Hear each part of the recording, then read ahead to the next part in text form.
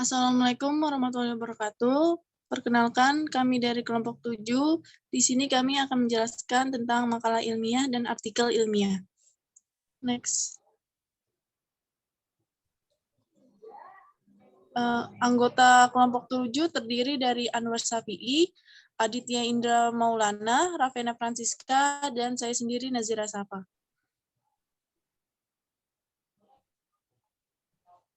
Materi yang pertama itu tentang pengertian makalah ilmiah dan artikel ilmiah.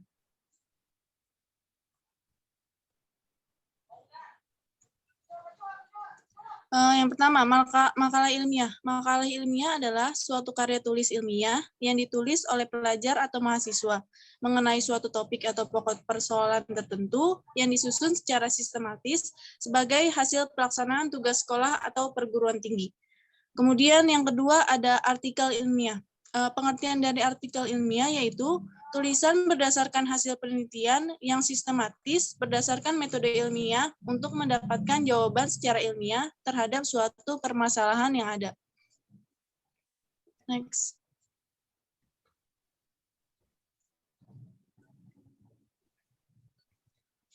Kemudian materi yang kedua tentang karakteristik dari makalah dan artikel ilmiah.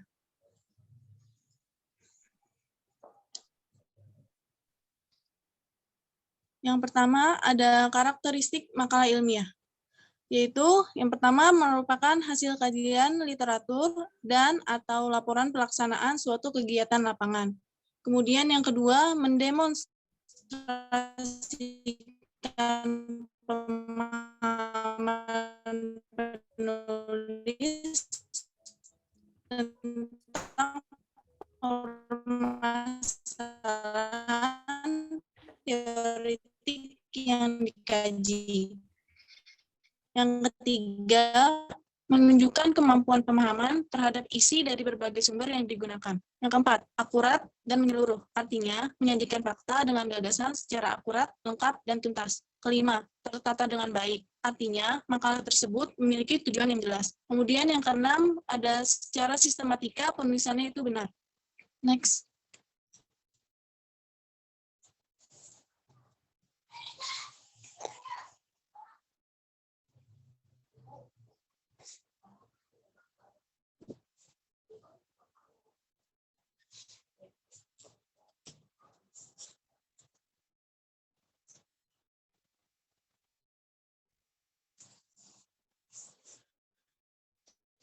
Selanjutnya ada syarat membuat makalah ilmiah. Yang pertama, fokus pada topik atau judul yang telah dipilih. Yang kedua, mencantumkan semua sumber informasi secara tepat. Yang ketiga,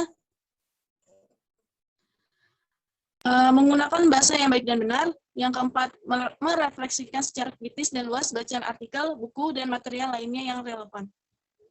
Next.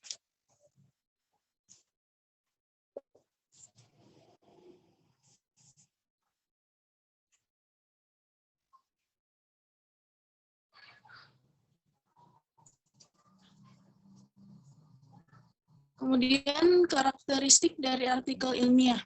Yang pertama, objektif. Maksudnya, isi artikel hanya dapat dikembangkan secara aktual dan fenomena yang menjadi fokus pembahasannya berbeda antar ilmu yang satu dengan yang lainnya. Kemudian ada kritis, karena artikel ilmiah bermasalahan yang dijelaskan dalam artikel tersebut. Kemudian ada rasional, yaitu berdasarkan atau sesuai logika.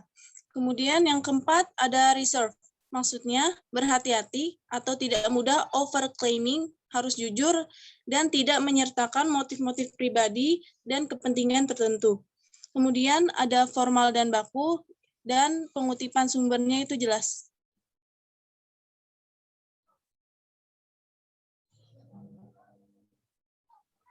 Selanjutnya, saya akan menjabarkan tentang jenis-jenis makalah dan artikel ilmiah. Yang pertama, ada jenis-jenis makalah ilmiah. Secara umum, terdapat dua jenis makalah, yaitu makalah biasa dan makalah posisi. Yang pertama ada makalah biasa. Makalah biasa merupakan makalah yang dibuat oleh penulis dengan tujuan untuk menunjukkan pemahamannya terhadap masalah atau topik yang dibahas. Nah, Dalam masalah ini, secara deskriptif, penulis mengemukakan berbagai pendapat atau pandangan tentang masalah atau topik yang dikaji. Penulis juga memberikan pendapat, baik berupa kritik atau saran mengenai pendapat atau pandangan tersebut. Selanjutnya ada makalah posisi. Makalah posisi merupakan makalah di mana penulis menunjukkan posisi teoretika dalam suatu kajian. Pada makalah jenis ini, seseorang diminta untuk tidak saja menunjukkan pengusahaan pengetahuan tertentu, tapi juga diwajibkan untuk menunjukkan di pihak mana ia berdiri beserta alasan yang didukung oleh teori-teori atau data yang relevan. Nah, bedanya makalah biasa sama makalah posisi itu biasanya kalau makalah biasa dibuat oleh orang umum, sedangkan kalau makalah posisi itu lebih ke para ahli. Makalah posisi juga ada dibedakan menjadi 3, yaitu makalah deduktif, induktif, dan campuran. Makalah deduktif merupakan makalah yang penulisannya didasarkan pada kajian teoritis yang relevan dengan topik yang dibahas. Yang kedua ada makalah induktif. Makalah induktif merupakan makalah yang disusun berdasarkan data empiris dari lapangan sesuai dengan topik yang dibahas. Yang ketiga ada makalah campuran. Makalah campuran merupakan makalah yang disusun berdasarkan kajian teoritis tersebut. Selanjutnya ada jenis-jenis artikel ilmiah. Jenis-jenis artikel ilmiah ditinjau dari isinya dibedakan menjadi 4. Yang pertama adalah artikel penelitian atau research article. Artikel penelitian adalah jenis artikel ilmiah yang memuat informasi tentang ilmu pengetahuan baru dan telah dipublikasikan pada jurnal baik nasional maupun internasional. Nah, artikel ilmiah jenis ini menjelaskan tentang hasil riset yang bersifat baru dan original, serta menjelaskan metodologi penelitian yang digunakan. Selanjutnya ada artikel review. Artikel review berisi rangkuman dari beberapa penelitian yang sudah dilakukan. Tulisan tersebut disusun secara komprehensif dengan pemahaman mendalam terkait bidang ilmu tertentu. Pada artikel review biasanya diberi batas awal dan akhir tahun studi literatur yang diterbitkan. Selanjutnya ada artikel berita atau news article. Sasaran utama artikel jenis ini adalah orang awam. Artikel berita memuat penjelasan dan analisa hasil penelitian dilakukan untuk memberikan informasi atau wawasan yang akurat kepada masyarakat. Nah, sasaran utama artikel ilmiah ini kan orang awam. Artikel berita memuat penjelasan dan analisa hasil yang digunakan untuk memberi informasi dengan sederhana agar mudah dipahami oleh masyarakat. Yang terakhir ada artikel abstrak dan proceeding. Artikel ilmiah jenis ini berisi penjelasan hasil penelitian yang dipresentasikan pada kegiatan konferensi ilmiah. Konferensi ilmiah itu adalah suatu kegiatan yang ditunjukkan para ilmuwan atau peneliti untuk berdiskusi dan mempresentasikan hasil penelitian yang mereka kerjakan. Selanjutnya akan dibacakan oleh teman saya.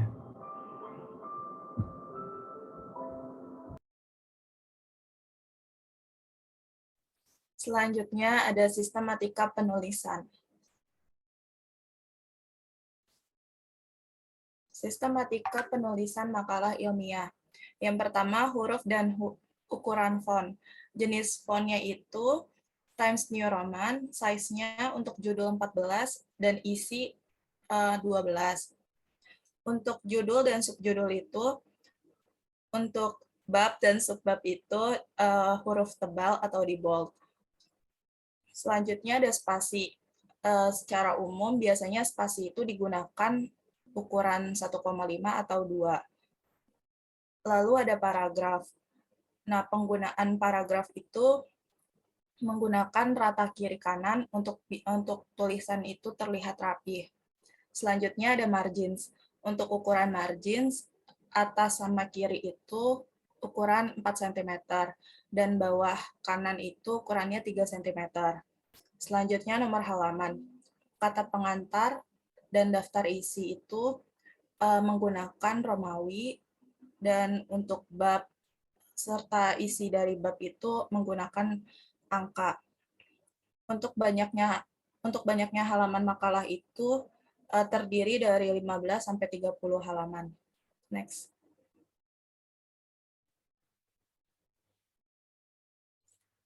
Selanjutnya untuk membuat cover, yang pertama ada logo universitas. Yang kedua ada judul dari makalahnya itu apa.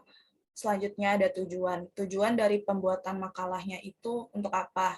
Nah, contohnya di sini makalah ini disusun atau diajukan untuk memenuhi tugas kelompok mata kuliah penulisan ilmiah. Selanjutnya ada nama dosen pengampu dari mata kuliah tersebut. Lalu ada identitas penyusun yang terdiri dari kelompok berapa, lalu ada kelas, terus ada nama dari penyusun atau penulis, dan NPM penulis. Selanjutnya di bawahnya ada nama program studi, fakultas, dan universitas, serta ada tahun pembuatan makalah. Next. Untuk kata pengantar itu terdiri dari 3 bagian. Yang pertama bagian pembuka. Bagian pembuka berisi ucapan syukur penulis kepada Tuhannya sesuai agama masing-masing. Lalu ada ucapan terima kasih kepada pihak yang bersangkutan. Di sini contohnya itu ucapan terima kasih kepada dosen pengampu mata kuliah. Selanjutnya bagian isi. Bagian isi itu berisi tentang makalah ini membahas tentang apa, dengan menyebutkan judul dari makalah tersebut. Lalu bagian penutup berisikan permohonan maaf dan masukan dari pembaca makalah tersebut, kritik dan sarannya. Lalu di bawahnya ada tempat dan kapan pembuatan makalah itu dibuat. Lalu di bawahnya ada nama tim penyusunnya atau penulisnya. Next. Selanjutnya ada daftar isi. Daftar isi ini terdiri dari nomor halaman, judul bab, dan subbab. Next.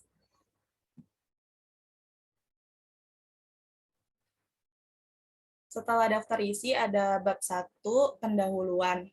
Pendahuluan berisi tentang latar belakang. Latar belakang ini memuat hal-hal yang melatar belakangi pembuatan makalah sesuai dengan topik yang akan dibahas. Lalu yang kedua ada rumusan masalah, mengungkapkan masalah yang akan dibahas. Yang ketiga ada tujuan penulisan, menjelaskan tentang tujuan yang akan dicapai dari penulis dalam pembuatan makalah tersebut. Selanjutnya ada bab 2 pembahasan, berisi tentang ilmu atau teori apa yang dibahas yang berkaitan dengan tema makalah yang dipilih. Selanjutnya ada bab 3 penutup yang berisi kesimpulan. Kesimpulan ini memuat tentang simpulan akhir yang dibahas yang diperoleh dari pembahasan tersebut, dan ada saran yang berupa masukan atau usulan dari penulis yang berkaitan dengan isi makalah. Terakhir ada daftar pustaka. Daftar pustaka itu yang berisi sumber-sumber referensi yang digunakan untuk penulisan makalah. Selanjutnya ada sistematika penulisan artikel yang akan dibahas oleh Anwar. Baik, selanjutnya ada sistematika penulisan artikel. Yang pertama, sistematika penulisan artikel itu ada judul artikel. Dalam artikel ini maksimal penggunaan kata adalah 12 kata untuk judul. Untuk identitas penulis terdiri dari nama penulis, asal program, studi, dan institusi, kemudian email. Bisa dilihat contohnya di samping ya.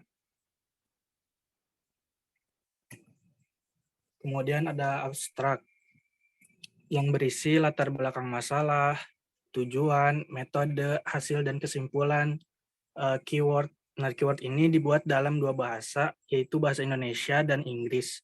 Kemudian maksimal dari semua isi abstrak itu ada 250 kata.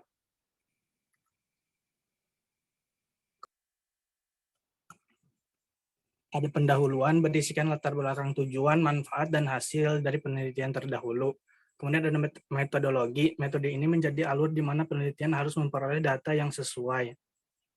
Kemudian ada hasil dan pembahasan berisi atau yang disajikan dalam bentuk tabel atau grafik serta gambar, dan pembahasan memberikan informasi temuan dari penelitian yang sudah dilakukan.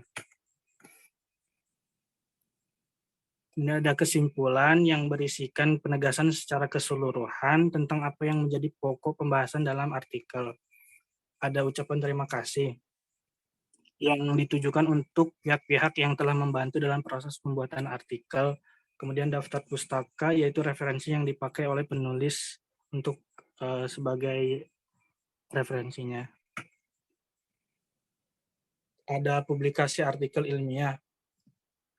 Konferensi seminar. Yang pertama, konferensi seminar ini bertujuan untuk membagikan hasil penelitian yang akhirnya dipresentasikan, yang dilakukan oleh akademisi. Kemudian ada jurnal nasional atau internasional yang terakreditasi secara nasional apabila sudah terindeks dengan SINTA, sedangkan untuk internasional yang dikatakan terakreditasi apabila sudah terindeks dengan Scopus Web of Science atau WOS dan Thomson Reuters dan sebagainya.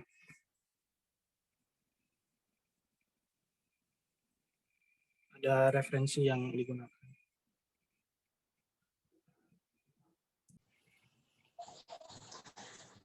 Sekian dari kelompok kami, kurang lebihnya mohon maaf.